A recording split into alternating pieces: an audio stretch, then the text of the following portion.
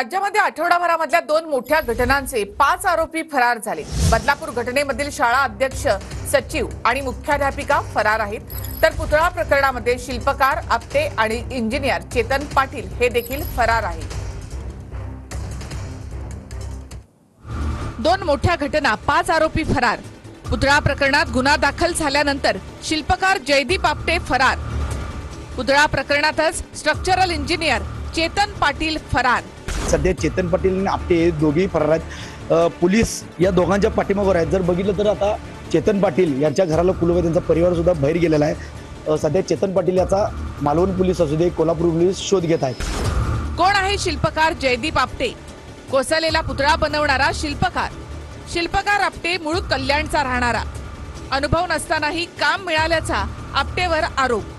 गुन्हा दाखल झाल्यापासून आपटेच्या घराला कुलूप। कॉन्ट्रैक्टर, शिल्पकार सब लापता है।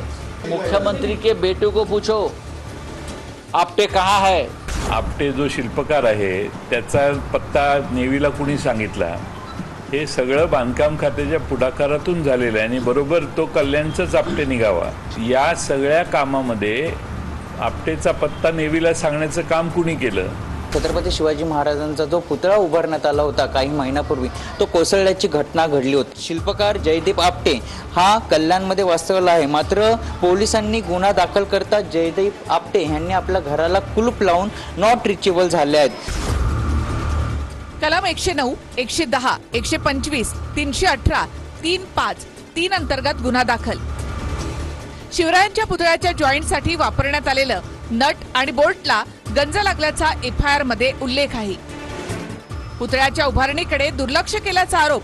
निकृष्ट दर्जाच्या पुतळ्याची उभारणी। शासनाच्या निधीचा योग्य वापर न करता निकृष्ट दर्जाच्या पुतळ्याची उभारणी केल्याचा उल्लेख। निकृष्ट दर्जाचं बांधकाम करून शासनाची फसवणूक आणि सार्वजनिक संपत्तीचं नुकसान केल्याचा उल्लेख। बदलापूर प्रकरणातील 3 आरोपी फरार। गुन्हा दाखल होताच शाळेचे अध्यक्ष उदय कोतवाल फरार। शाळेचे सचिव तुषार आपटे फरार झाले। शाळेच्या मुख्याध्यापिका अर्चना आठवले फरार। शाळा व्यवस्थापनावर निष्काळजीपणाचा आरोप।